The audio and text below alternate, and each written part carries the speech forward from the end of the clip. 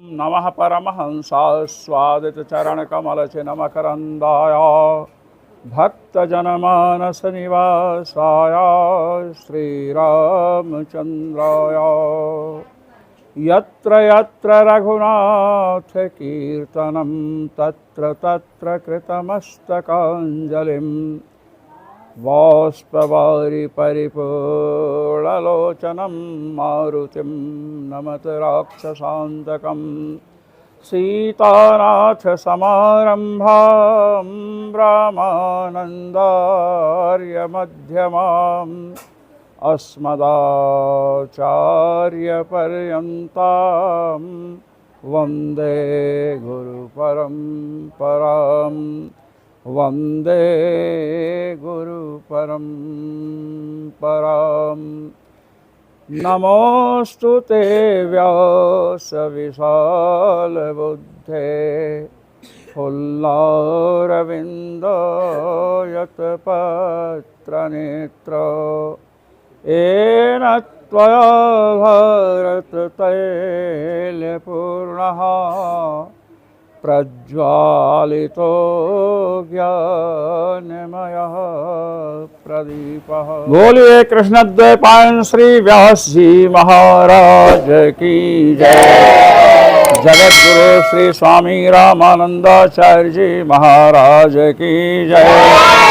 श्री हनुमान जी महाराज की ऋषि मुनि वृंद वंदित श्री रघुनाथ जी महाराज की समस्त पूर्वाचार्यों की जय। श्री परमहंस जी महाराज की जय। श्री स्वामी श्री राम शोभा दास जी महाराज की जय। श्री शास्त्री जी महाराज की जय। श्री रामायणी जी महाराज की जय। श्री स्वामी डॉक्टर सिया वल्लभदास जी महाराज की जय। जय जय सीताराम। आज गुरु पूर्णिमा है। गुरु पूर्णिमा को हम लोग यही समझते हैं कि इसमें अपने गुरुओं की पूजा करनी चाहिए, इतना ही समझते हैं, जबकि ऐसा नहीं है। इसे व्यास पूर्णिमा कहते हैं।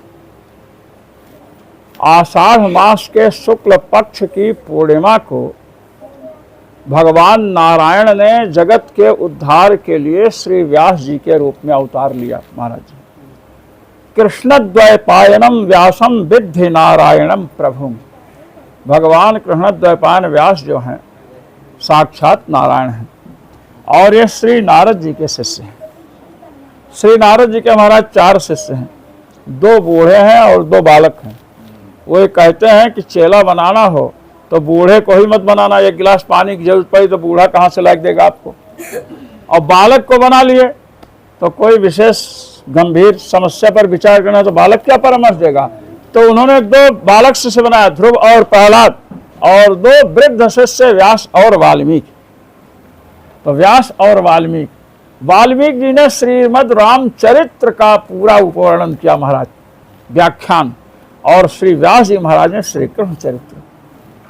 और इस प्रकार व्यास जी ने भगवान व्यास को चतुश्लोकी भागवत का निर्देश दिया।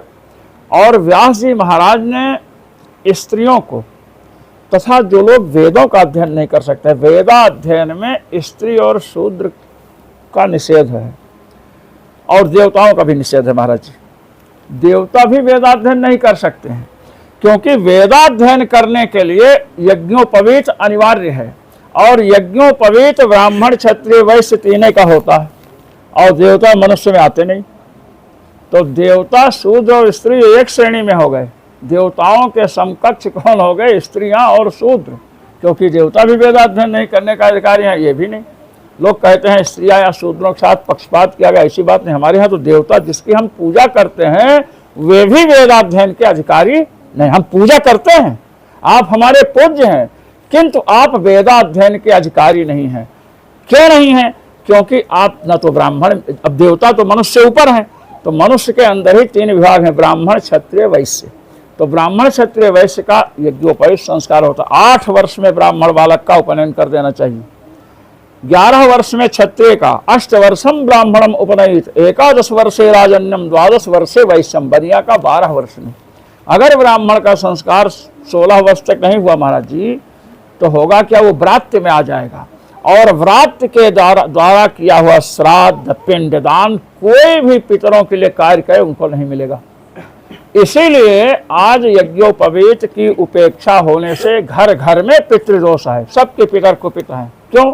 क्योंकि आप तो कुछ लोग हैं कि विवाह के, हम लोगों के उधर विवाह के समय जनेऊ होता, किसी को देखें जनेऊ तो हम समझे विवाह हो गया। एक से मैंने पूछा विवाह हो गया, कहने विवाह नहीं हुआ। हमने कहा जनेऊ कैसे हो गया?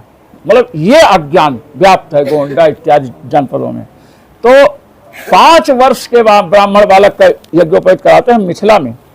तो ये सब कार्य किस लिए है? वर्णाश्रम धन का। जिस समय यज्ञोपवीत संस्कार होता है उस समय मातृदेवो भव, पितृदेवो भव, माता देवता है, पिता देवता है, आचार्य देवता है, ये सब उपदेश दिया जाता है, फिर वो उसका पालन करते हैं। जब हम अपने धर्म के प्रति ही आदर बुद्धि नहीं रखेंगे तो माता पिता, धर्म ही तो बताता है मातृदेवो भव पितृदेवो, माता पिता के प्रति कैसे आदर भाव रखेंगे।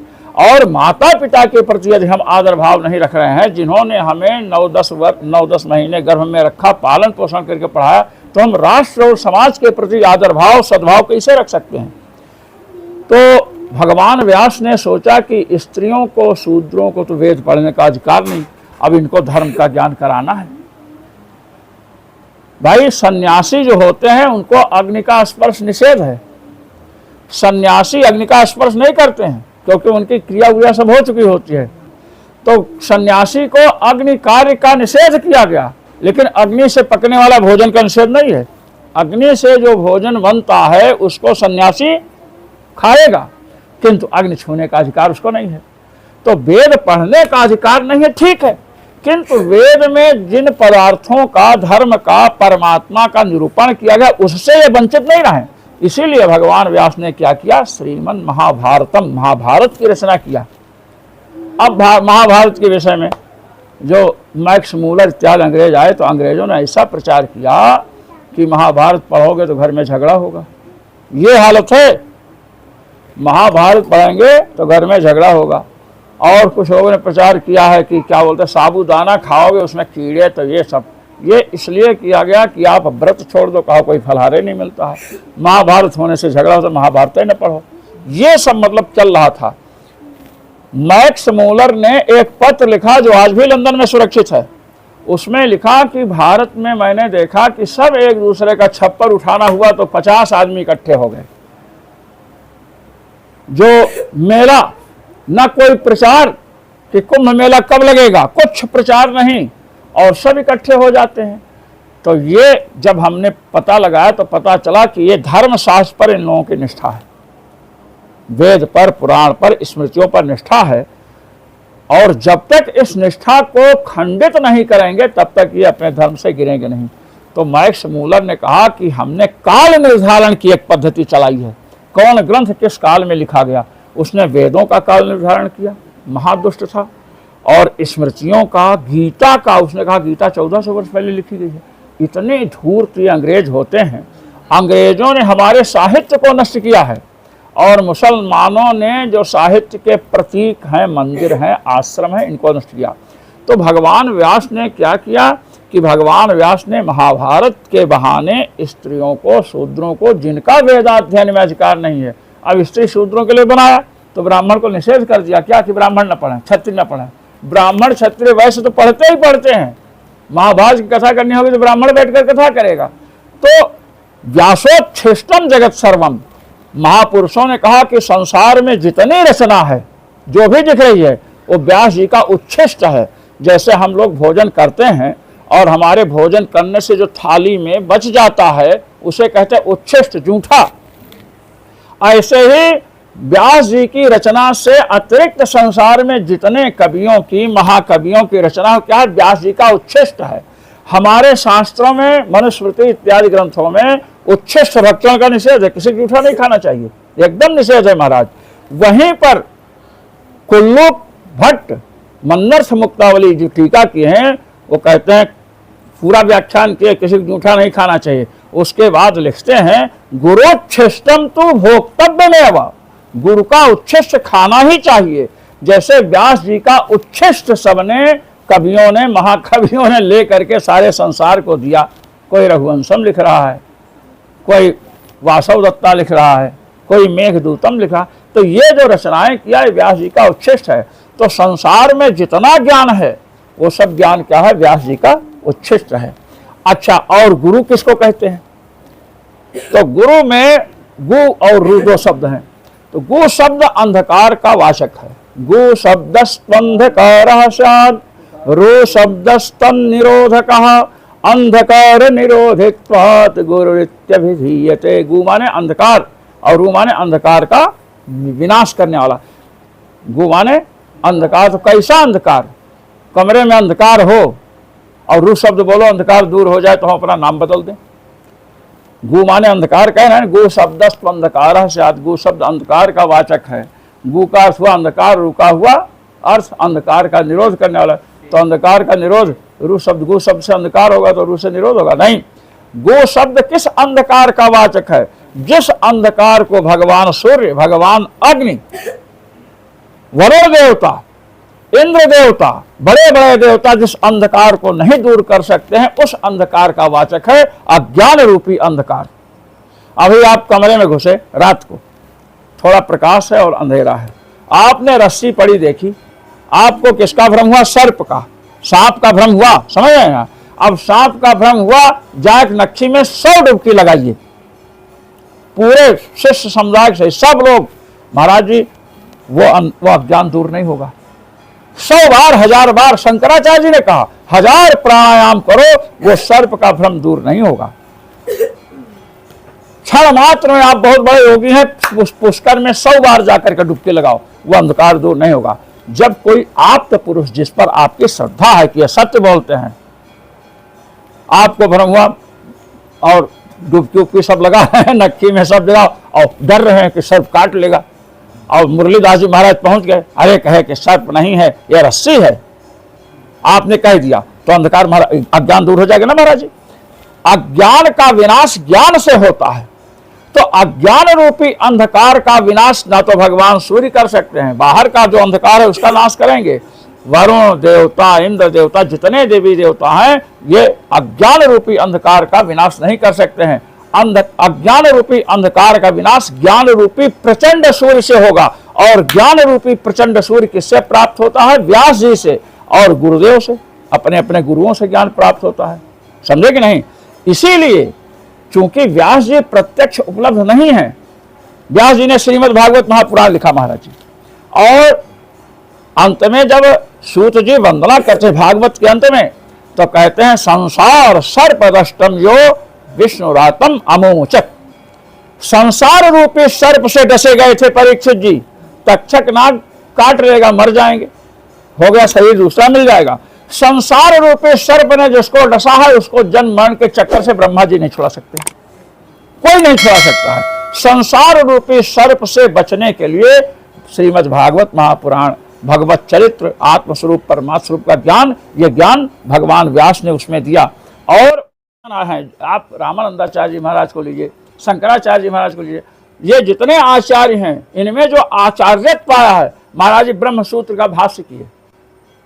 ब्रह्म सूत्र का भाष्य शंकराचार्य जी महाराज, रामानंदाचार्य महाराज, रामानुजाचार्य और मध्वाचार्य जी, निम्बारकाचार्य जी, वल्लभाचार्य जी, ये सब आचार्य जिसके ग्रंथ पर भाष्य लिख करके आचार्य बने हैं।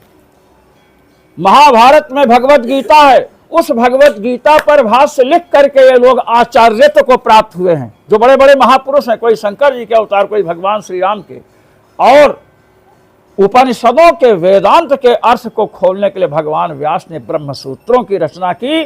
तो ये जो भगवान व्यास हैं, ये हमारे आचार्य श्री रामानंदाचार्य महाराज, रामानुजाचार्य महाराज, शंकराचार्य महाराज, ये सबके पूज्य हैं, क्योंकि सबने इनके ग्रंथ पर भाष्य लिखा। भाष्य किस पर लिखते हैं? जिसको हम अच्छा समझते हैं उसी पर।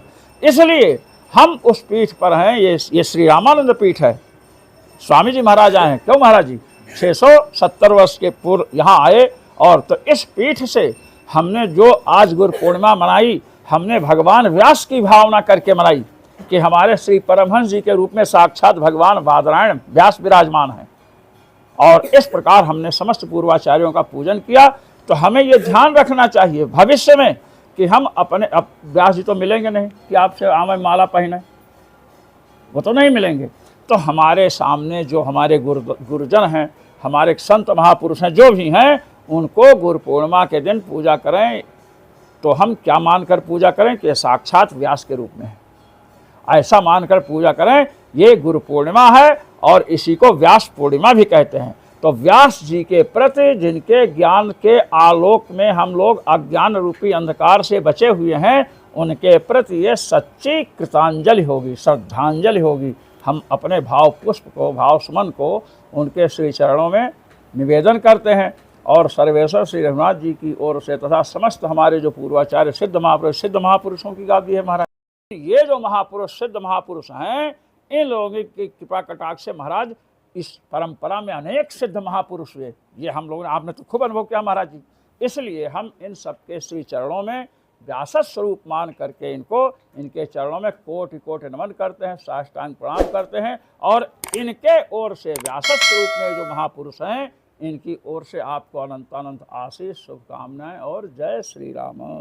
बोली रघुनाथ जी महाराज की जय, रामानंदाचार्य जी महाराज की जय, जी महाराज की जय।